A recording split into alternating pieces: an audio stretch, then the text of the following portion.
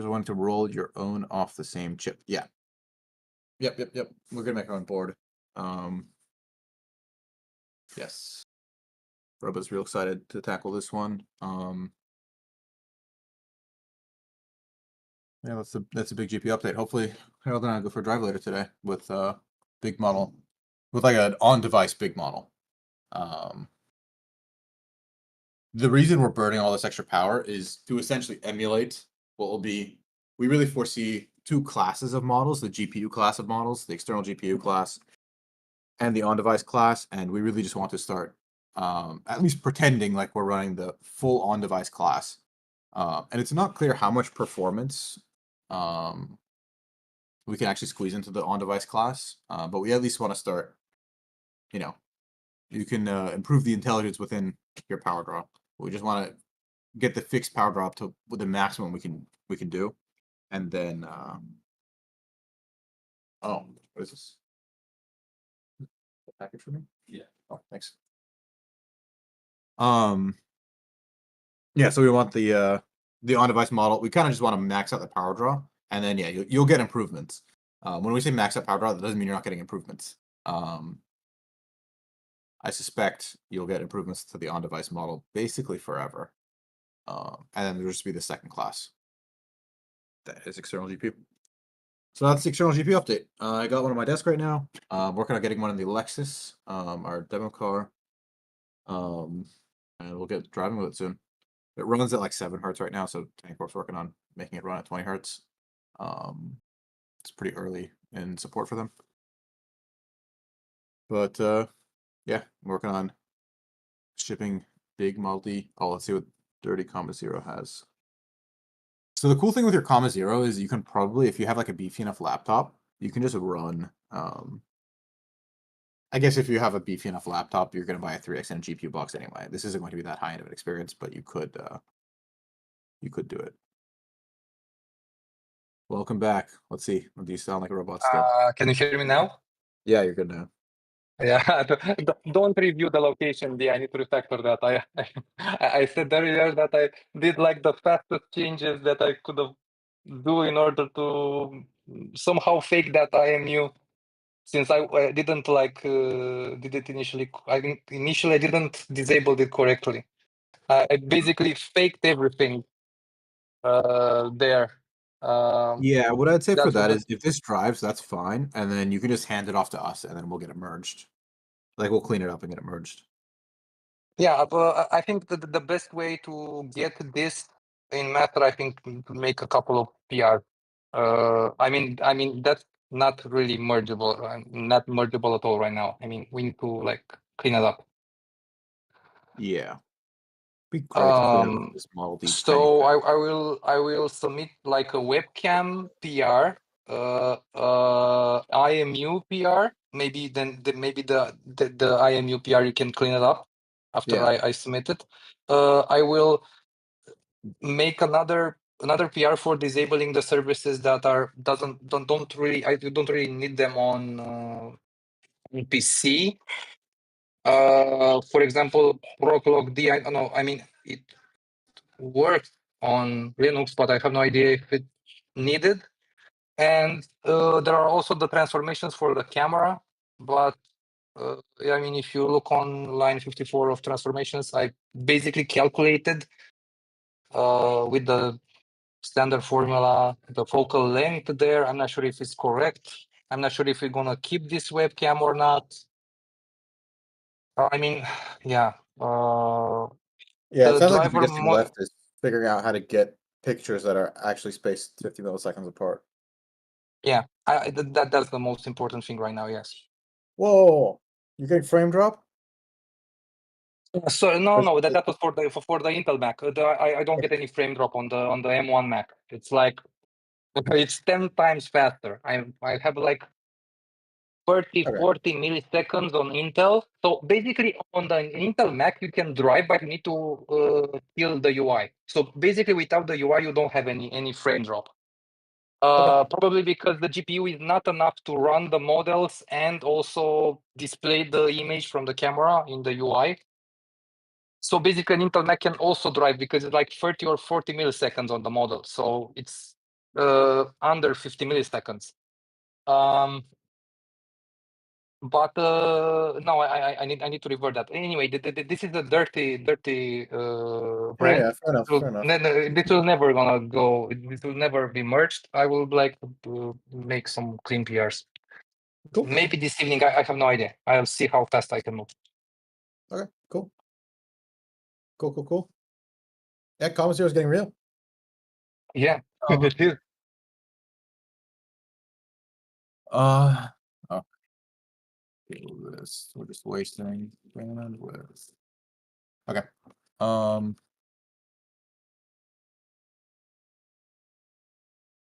was just gonna go and do some PR review. If anybody's got PRs you want me to check out, happy to check out. Otherwise, we'll just go down the list. I've been oh, what is this? This is some like Jesus Christ. Security spam. It's the worst. I'm not even sure it's AI spam. I mean, that one may have been like a person with AI.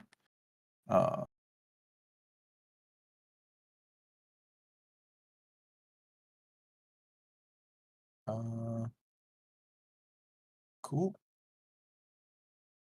Yeah, I don't know who's checked out the Raylib UI, but it's quite nice. Merge that. It's all in Python, no building, no MOC files, like meta compiler, none of that stuff. That's fast. Where's the this is really cool actually. Look at this scrolling. Beautiful. It's all in Python too. The Python the Python is never the problem. Look at that. Beautiful scrolling.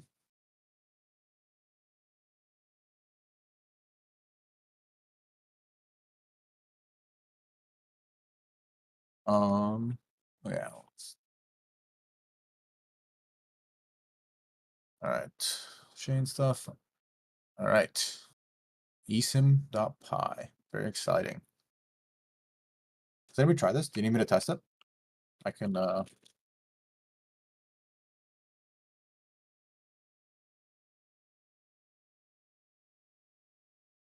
yeah, no, very exciting stuff with esim.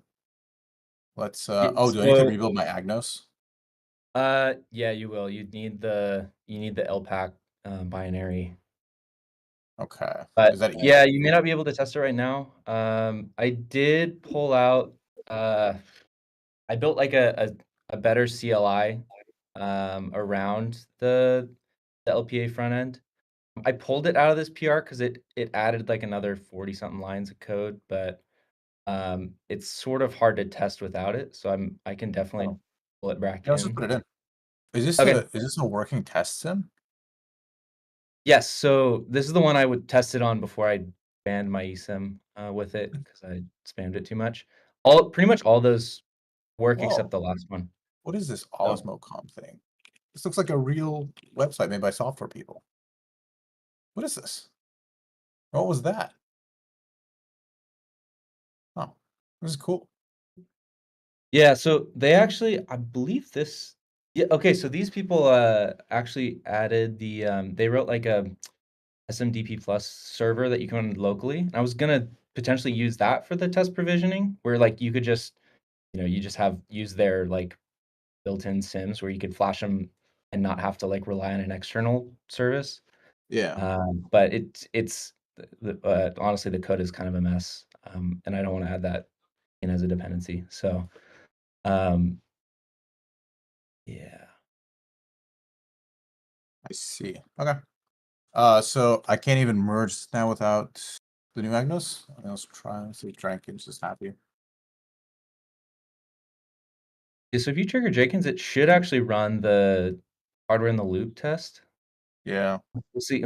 We'll see if it works. I haven't been able to test it now since I can't actually I can't actually download that profile anymore. But I've been downloading.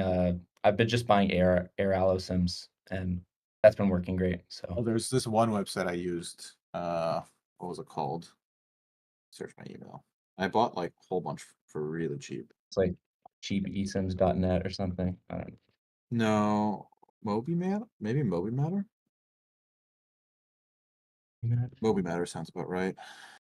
Oh, nice. They basically, you sign up as like some bulk vendor, and it's not like a weird sign up or anything. It's super easy, and then you get the deals are even better. It's like half off what you pay normally on like one of these sites. Oh, whoa. yeah, it's pretty Shoot. cool. I think it's called Moby Matter. Oh, yeah. $7 for 7 gigabytes for a day, for a month. That's pretty great. Okay, I'll Yeah, have to I mean, try that. these rates are even better than what we pay for Prime. I've always wanted to write this daemon that like hunts around for these good eSIM deals, then shuffles people around to get the best deal.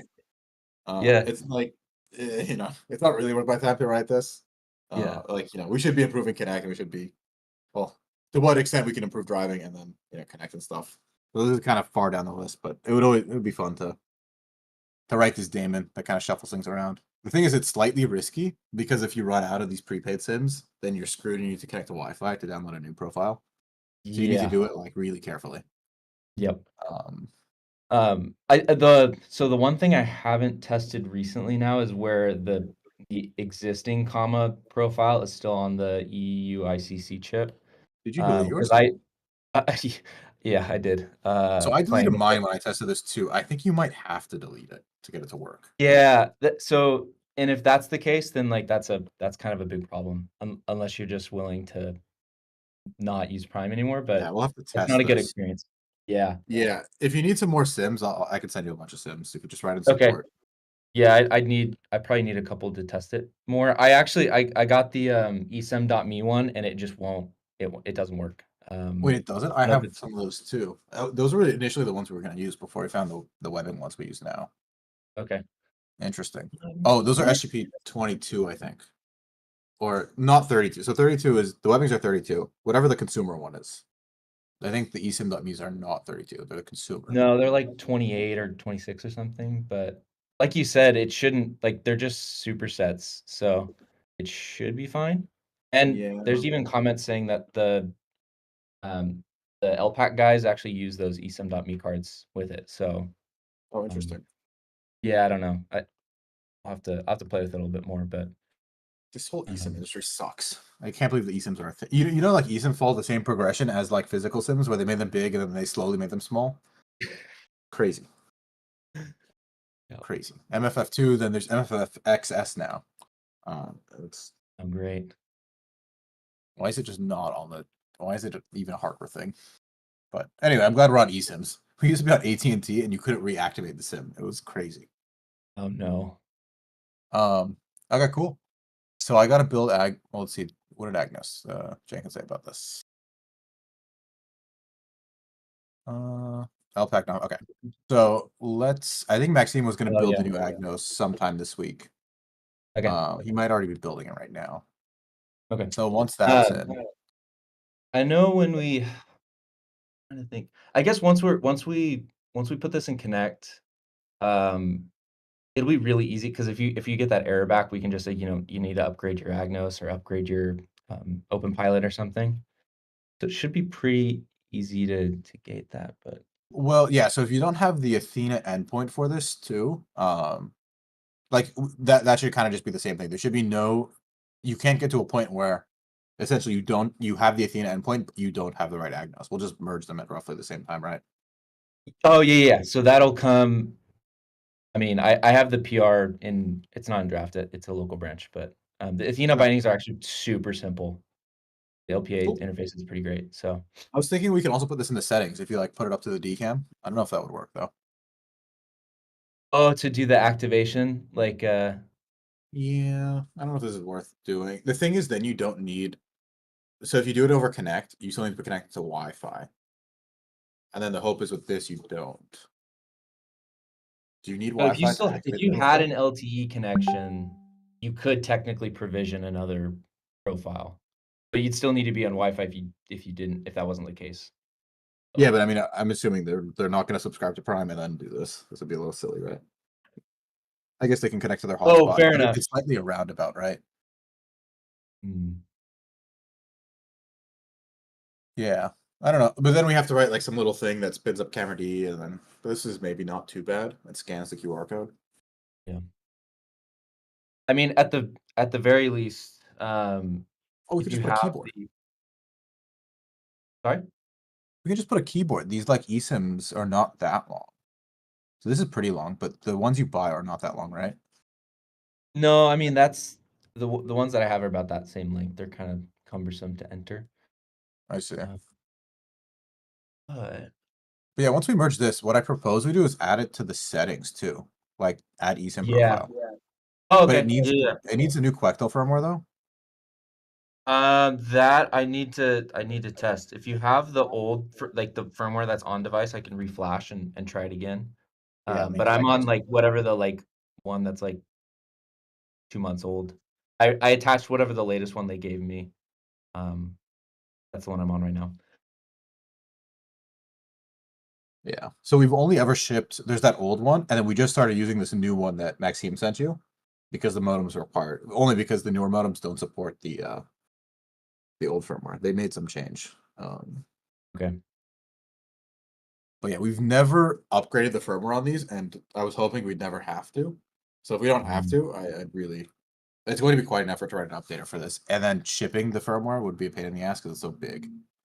It's like Sure. as big as an open pilot release. So this one is a little bit newer than the one that you guys sent in the channel. I think it was released like 2 months ago. Okay. Okay. That's the one I'm running right now. But Yeah, I'm glad we don't have to use the Quectel LPA, especially with supply. There's yeah, some companies are making modems now outside of China, and then it's just a lot easier for us to buy those that are like okay. drop in for the Quectel. So if we don't have to rely on any of the Quectel specific stuff, I prefer Yeah. this.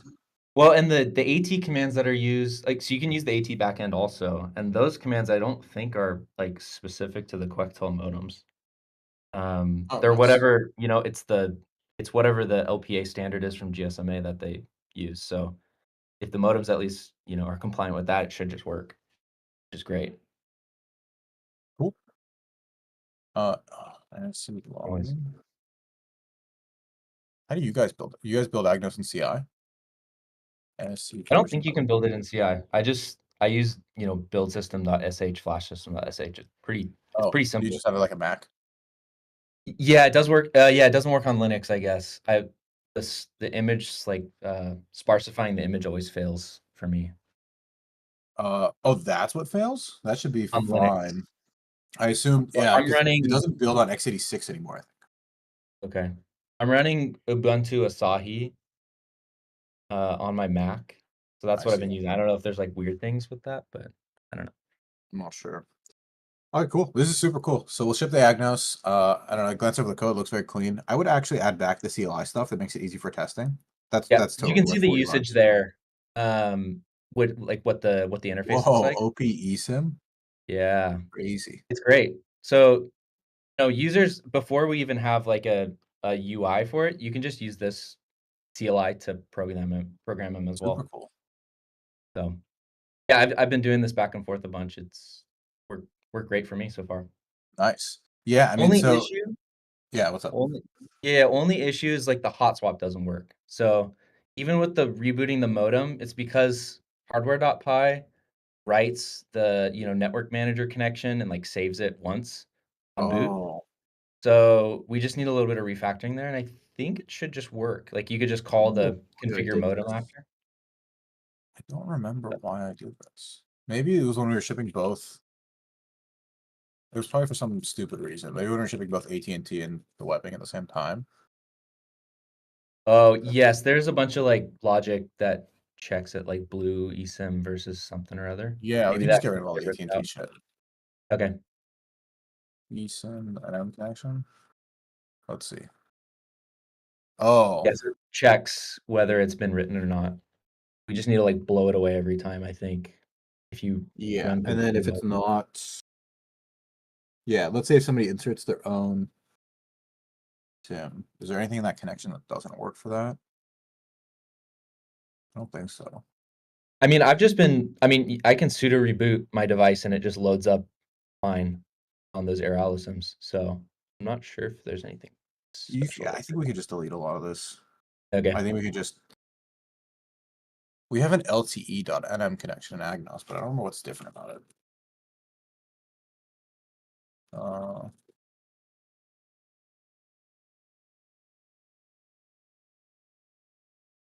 It is home only auto config.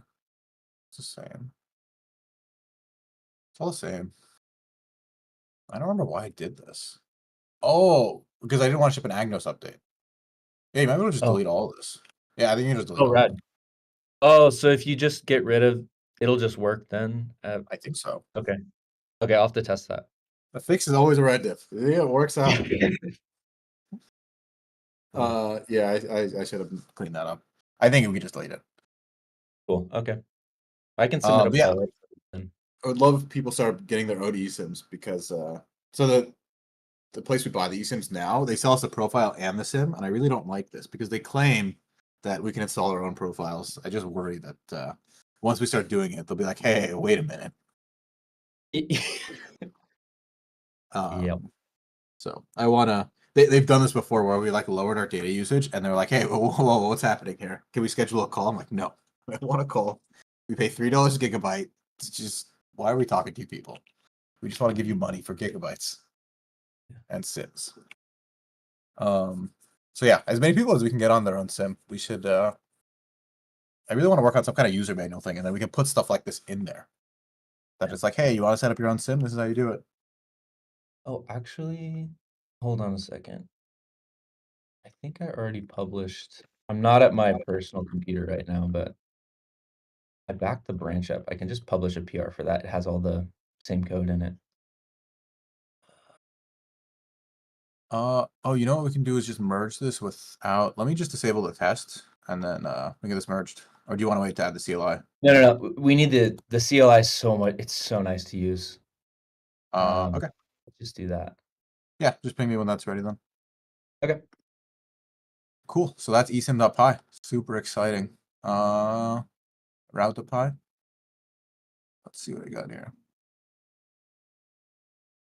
Metadata.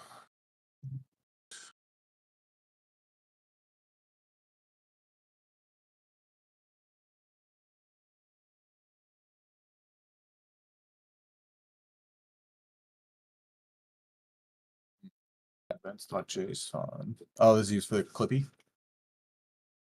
Yes. Oh, So don't yeah, want. I wrote like the bookmarks command, which Yeah. just looks at.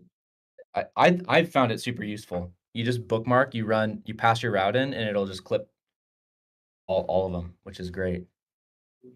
Yeah, so the thing is with events.json is I kind of don't want it to be a stable API, as in the only thing you can kind of expect out of it is that it makes connect work. And it's kind of like an internal thing. But Okay. it should still be exposed, I guess, by the tools. So this still seems like a reasonable PR. But I just wouldn't expect it to be like super stable. Okay. Do. Is that all we got for kind of user PRs? Like the vegan filet of fish, I think that was supposed to go in release. Well, all right, that's all we got on the open pile side. Have you guys saw me playing around with Codex? Codex is. I was trying to get it to do like this seems like a perfect Codex task where it's like quite useful and you're going to be messing around with stuff a whole bunch. The problem was it couldn't work on OpenDBC.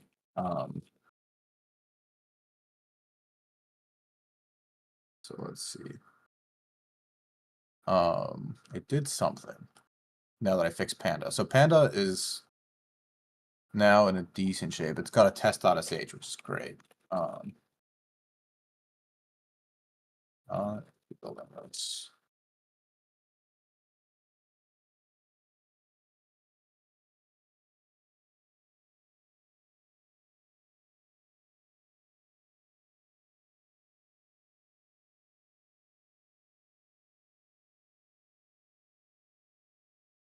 Whoa, already.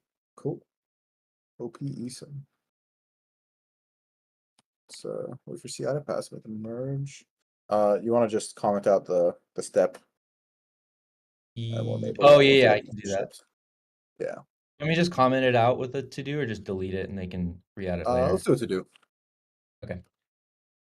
Yeah, I can do that from the UI. Recommend change. Yeah, I think test.sh was one of OpenDBC's greatest innovations. It's a really nice repo. So we got to make more of our repos look like OpenDBC in that way.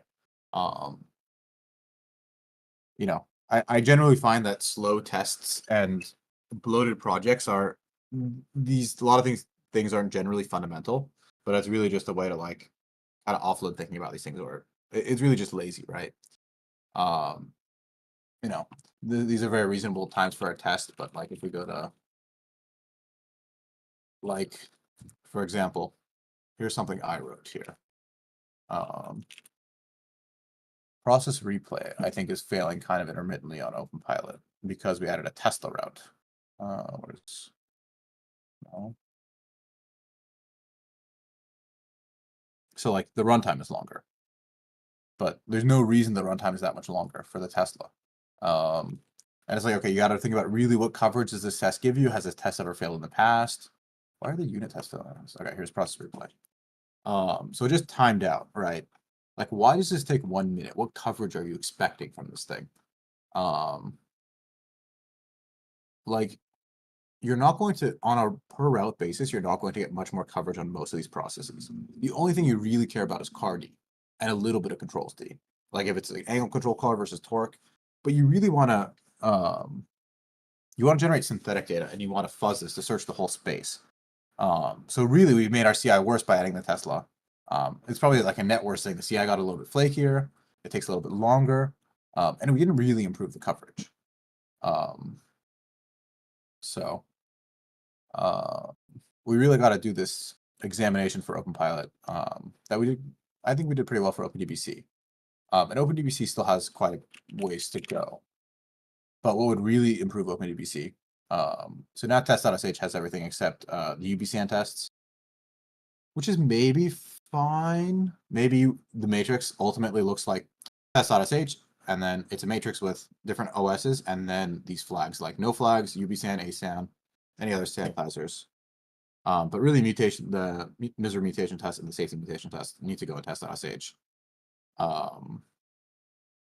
And I don't understand why this is slow. So if anybody wants to investigate, this is like a really great issue. You kind of got to go maybe deep in CVP check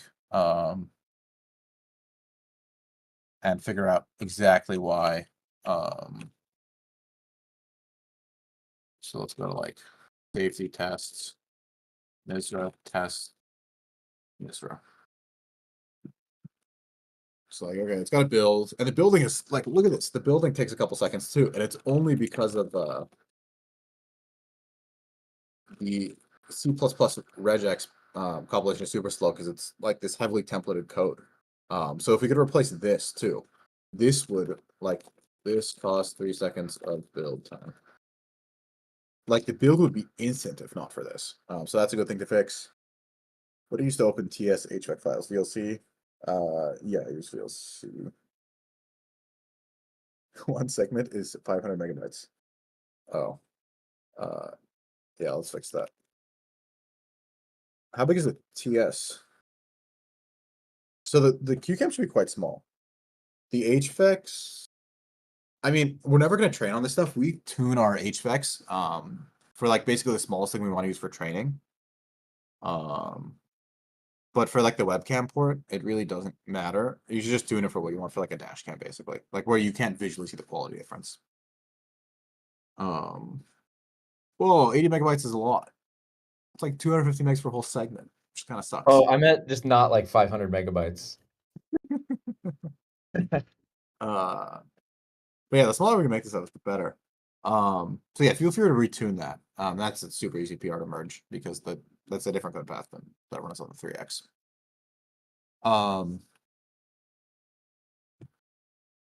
But yeah, I don't know. What I've been doing is just going through these repos, making sure Codex can contribute. The places that really gets hung up are like dependencies, being able to evaluate its changes, and these are the same things that external contributors get hung up on, and even us internally. Like if research wants to work on OpenDBC, a repo they don't touch very often, it's I think it's way more approachable than like, running process replay on OpenPilot. Comment to that Jenkins run. Cool.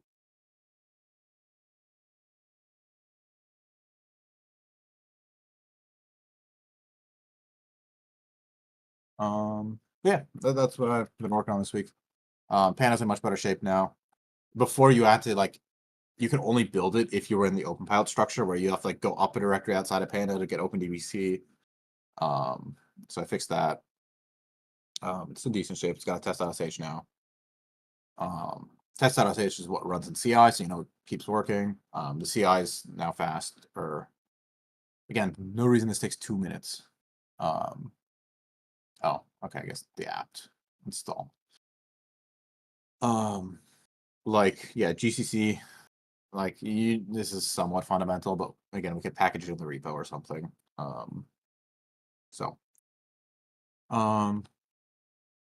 Yeah, we got to do that project for OpenPilot. It'll take a while, but it's going to be very much worth it. It's helpful when people who are somewhat external also complain about these things.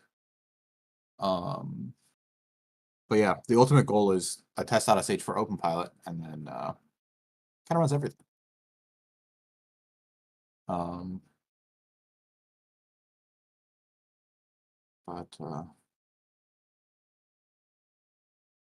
Yeah, I think maybe that's it for this week. GP box on horizon. Hopefully we'll be driving with bigger on-device models, and then we'll have some GP models maybe in a few weeks.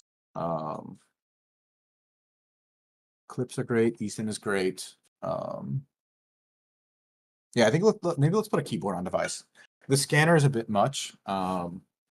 If we can get the scanner working well, it might be worth it. But I think let's at least put a keyboard. So like if you don't want to like connect your hotspot and go through connect and stuff, this should work. Add to Qt. Yeah, I think so. The Qt it's simple enough to add to the Qt. It should be complex. If it is, then just skip it. We'll put it in Raylib. But like the main UI being ported to Raylib was still a little bit a ways away.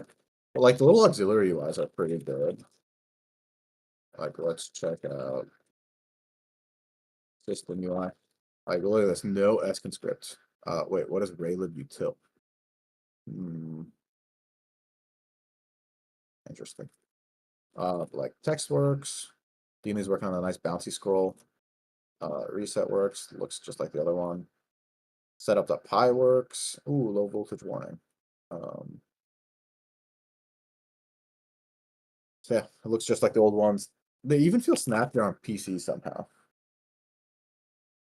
And like, let's see how many lines. So it's like 3,000. And most of it is, let's see, it looks like most of it is in like some nice libraries, not like the applications, which is great. Yeah, have fits in libraries, like a nice little toggle widget, a label widget, a scroll panel, a button. I don't know. It's a lot easier to see what's going on with this UI.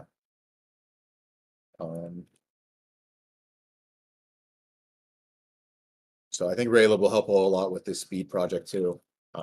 Qt just takes a whole lot of time. It writes out a whole lot of files. It's big. It's a big dependency too. It'd be nice to get rid of it. So yeah, once the migration is complete, you're able to rip out like all the Qt, all the Weston, all everything, right? At that point? That is unclear.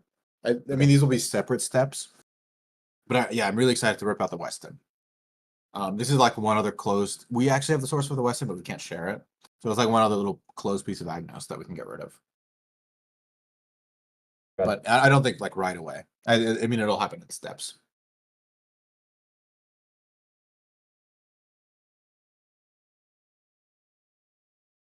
All right, cool. That's what we got going on this week. Yeah, I'll see you guys next week. See you guys on Discord and GitHub in the meantime. Thanks for joining.